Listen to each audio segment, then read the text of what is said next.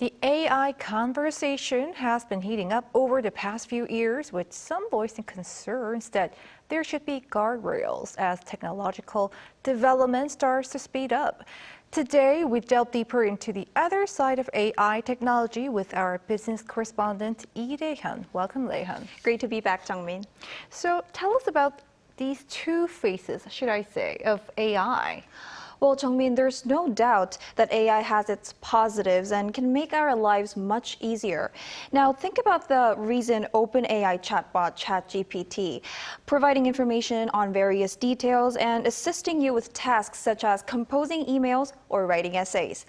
But some people are really worried about AI technology, including the CEO of the company that made ChatGPT. Take a listen.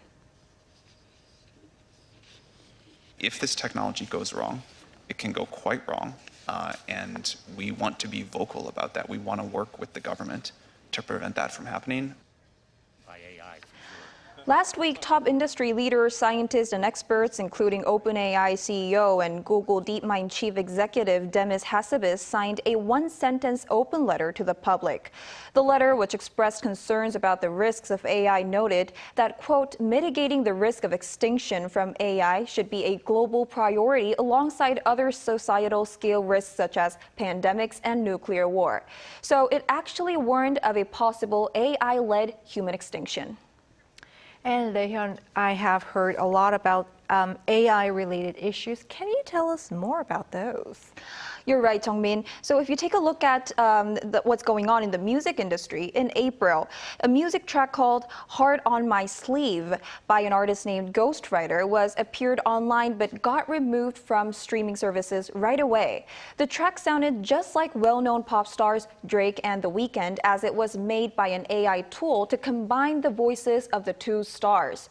Now, this is just one of many examples of the copyright issues of AI-generated works. Microsoft last year also faced a lawsuit over its AI-driven coding assistant, GitHub Copilot, for violating the rights of the programmers who posted code under open-source licenses on GitHub.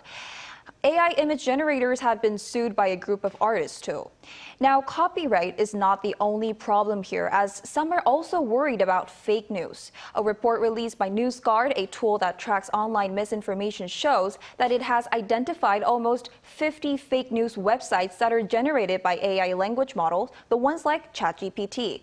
In fact, last month, a fake image generated by AI was posted on Twitter, a picture of an explosion in the headquarters of the U.S. Department of Defense. This caused a brief dip in the U.S. stock market after it was promptly spread by other news agencies.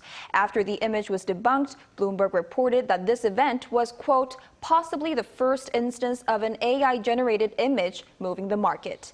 And other issues include people losing their jobs to AI, as recent data shows that 5% of layoffs last month in the U.S. were due to AI. There are even forecasts made by Goldman Sachs that generative AI will likely replace 300 million jobs globally. And you mentioned AI guardrails earlier. So where are we in terms of AI measures?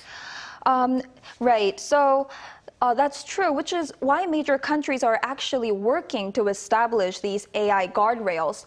This was one of the topics discussed at the recent G7 summit, where countries including the US and Japan agreed to establish generative AI measures by the end of this year.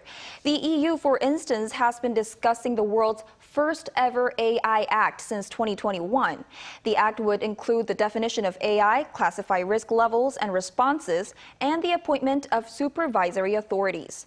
China also revealed its blueprint for AI companies last month, while Washington, following its AI Bill of Rights established last year, is also preparing for detailed guardrails as it kicked off its subcommittee hearing on AI in May.